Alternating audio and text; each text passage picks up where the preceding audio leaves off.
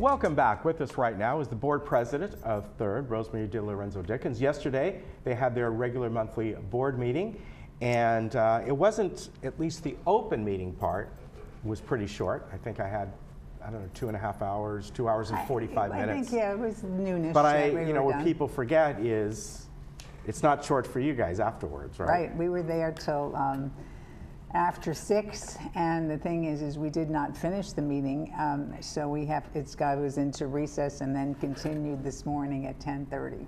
Wow. So because there are a lot of different things that we have to deal with our attorney on. We have some serious violations in here. People who are blatantly ignore the rules and harass other neighbors. So we really have to take care of that, and that's done in closed session with their legal counsel. And then we have, and we'll take this off the list already, we're having a lot of challenges with common area use. And in the past, I think that people or the boards, even though our CC&Rs don't allow for common area use, the boards were pretty liberal in allowing it because the theory was, if I allow somebody to extend their patio, it's going to make the area more beautiful. Right. Well, the thing is they've used up a lot of area in that way, and some people really object to it. They say, well, it's impacting my view, or why are they getting it, and whatever. So we had to continue, because today we really have to have our position done once and for all, because any requests that we've had for the past 2 months for use of common area, we haven't approved it. We just said everything's on hold until we figure this out. So today at 10:30 we have to figure this out. So we're going to meet, our legal counsel is there to make sure we stay within the law and with our governing documents, and then we just have to move forward. Bert Moldow is hilarious. He said, we have to get this done because I can't sleep at night. And I said, I'm barely, so we really have to work on it. So. And you know that this is something that has been ongoing both for you and United for years and years and years, and you also know that sometimes different boards will come in and they'll go back to how it was, or reverse it, or change it again. So and maybe you can answer this. Is there anything that can be, when it comes to that, written in stone? Because can it be changed by, let's say, a board 5 years from now? Well, it can be, but the thing is so that's why we're also reviewing our CC&Rs. But the thing is according to the rules, the only way you're really supposed to be allowed to use common area is you have to have a consent of the community, which means that every time you want to use it, you'd have to send a mailing out to the entire community, and I believe 63% or 51% of the people have to say it's okay. We don't even get that many people who vote. Right. For our election, so that wouldn't be easy. So we just have to see what we could do, because we are looking at modifying the CC&Rs, because we're having too many people who who are wanting to buy in here, and as investment and not live in here. And it's different between United and Third, co-ops, condominiums. The rules are a little bit different. And every time we have to sign off that somebody is, who's in there is buying in here as an investment property, which technically we do have to approve because it's within our rules. We're just adding to the number of rentals in here. Right now we're at 27%. So I know I just hate to sign my name on those. So we're really looking at having to try to modify that. So we are possibly going to ask for some modifications to the CC&Rs. And of course, if we do that, we have to really publish it, make a big brouhaha, because then we would have to get the vote of the community. Okay. So we're working on that today too. All right. So lots of stuff coming up for you. Also, you honored some folks yesterday, and our head of security, Tim, was there. Tim Moy. Tell us about this. We heard about this in the Globe and all. This was really kind of it was really interesting. Nice it was a great story, actually, because Tim called me just after it went on. A woman, we had Anita Ghosh and Sharon Scott, and one of them, supposedly this person dressed in a sort of actually ratty looking white shirt that could pass as uniform shirt, came to the door and said, I'm here to check on your air conditioner or do air conditioning work. And we're really, we have uniforms on our employees, and so people can identify them, because I remember I was part of the uniform committee. And the person thought that, I don't know about this guy. So they said, no, we're not interested. And they called security to tell them that somebody had rang their bell. How did they even get into the community? Because they knew it wasn't one of our employees. Well, meanwhile, the guy obviously didn't like to give up. And he ran and rang the doorbell next door. Really? And the person next door didn't like it also. I guess we had another call to security. Meanwhile, the first call to security was answered, because Tim is really doing a fabulous job with the security team, trying, working with them to respond more quickly. Right. And so we had the 2 residents there who had contacted security about this person, and security got there, but we had to call the sheriff's department. So security actually had to detain him, and of course our people are not armed, and so they detained him, and he got arrested, and they had warrants out for his arrest. Wow. Supposedly what he does is he would, you'd let him into your unit and say, okay, the air conditioner's over there, and he goes in and you have your watch on the counter, or I mean, I have, I leave my jewelry out, and he takes things. Okay. So he would be, there'd be robbery. So he was taken by the sheriff's department, and that's it. So we have to really thank the employees, first of all, for taking such good care of themselves, but for also, this person could have gone from door to door to door to door and had a whole chain of them. So, wow. So security's working well, but it's really wonderful when the residents see something that bothers them and they contact security immediately. Yeah, that's fantastic. And that's also because sometimes they call security, and we have, I think, 10 or 15 hearings that we have to have of people who are renting their units as Airbnb. Right.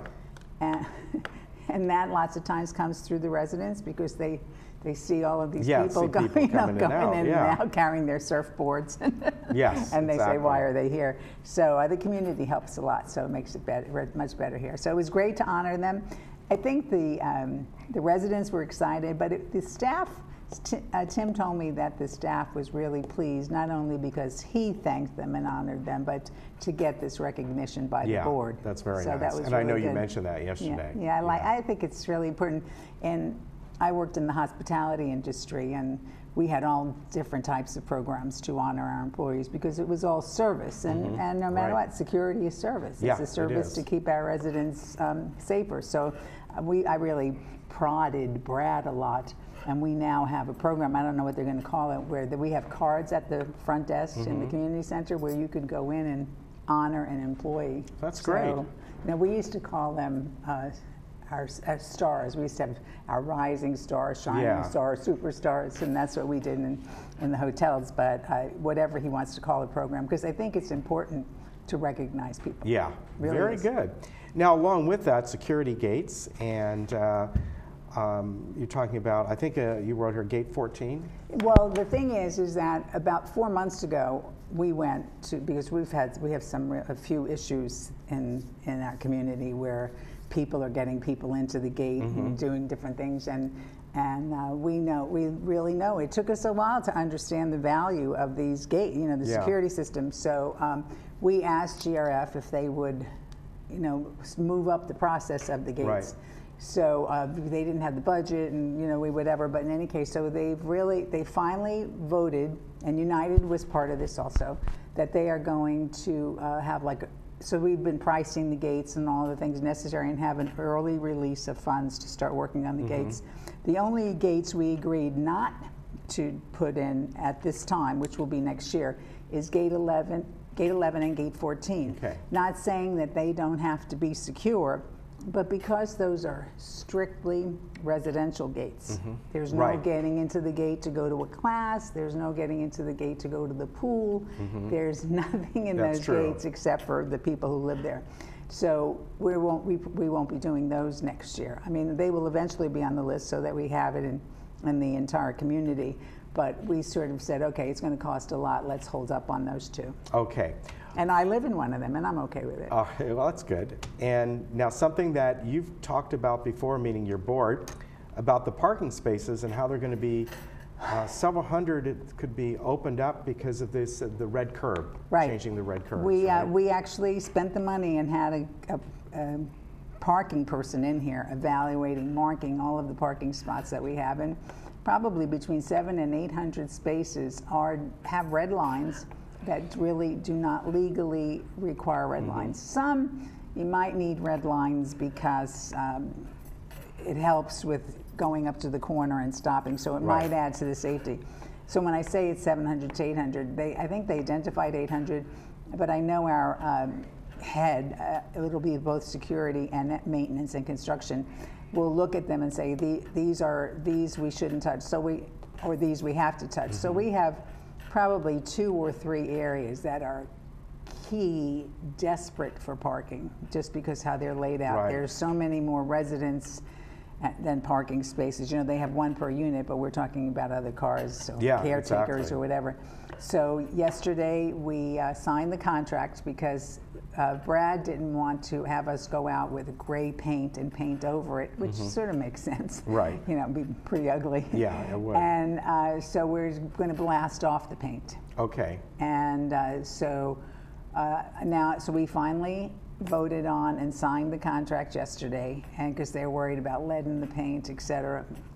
And so now that we have finally signed it, it'll be a little noisy to do it, but they will be, but it has to be contained. If there was lead in it, we don't want lead to be flying through the air. So they'll be doing a schedule, and they'll be publicizing, you know, where they're going to go. I'm sure that once they start, though, it couldn't take that long because some of the paint is pretty worn. Right.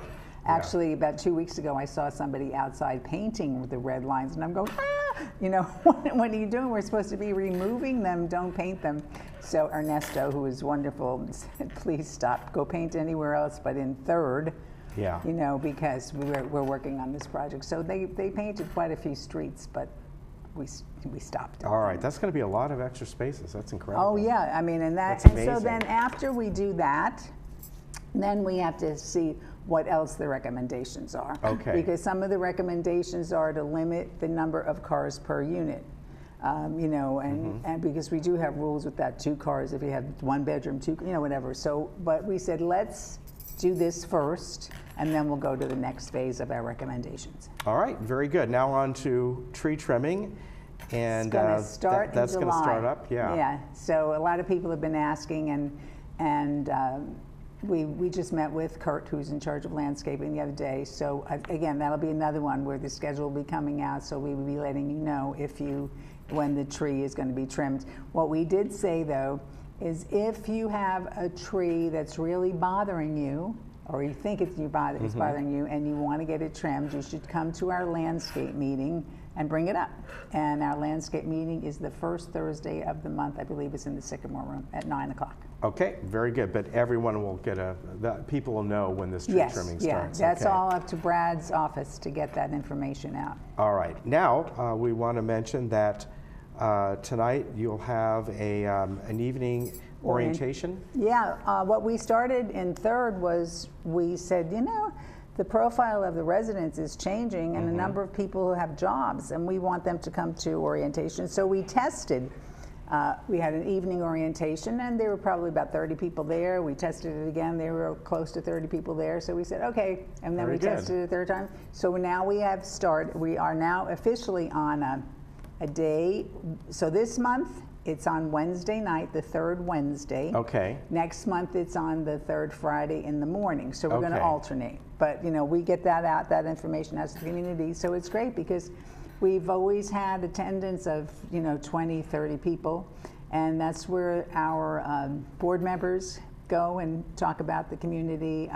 Someone is there from staff to talk about the community, and we can answer a lot of questions. And you don't have to be you don't have to be a new resident to come to orientation. You can just come. And as I said, if you want to have cookies and coffee. There you go. Where will it be tonight? I know it's at 6 o'clock, right? Yeah, it's at 6 o'clock, and it's usually in the boardroom. Okay. But it isn't. But all you'd have to do is go to security, because I believe it's in one of the rooms on the 1st floor, so they don't have to do the key unlock. Okay. All right, very good. I know we talked about the common area. Budget meetings are coming up, right? Yes, on Tuesday, at 9:30 in the morning, again, it'll be in the Sycamore room because the boardroom isn't available yet. We will be doing our first go at landscape. And Right. then on Wednesday mornings, 9:30, same room, we'll be doing our first go on M&C. And the M&C one should be pretty long. Right, that one usually is. Because that will also include two things that don't usually go with landscape, which is janitorial, and then we have to start putting money aside because they really haven't done a really good job. We have paving money, but we don't have a good program for sidewalk repair, Okay. which is going to be in the budget. Plus, we're also looking at a different way to manage the upkeep of the garden villas. Oh, okay. All right, big very one. good. So that'll be coming up. Right. And again, that orientation, if you come to this tonight, come to the community center. Be Yes. here a little before 6. You can go to the front desk and then find out Right. what room it'll be in. All Okay. right, good. Thank you for coming on. Thank you. I know you got another meeting you got to get to very quickly, or a continuation Right. of the All closed right. meeting. Thanks a lot. Thanks a lot. We'll be back.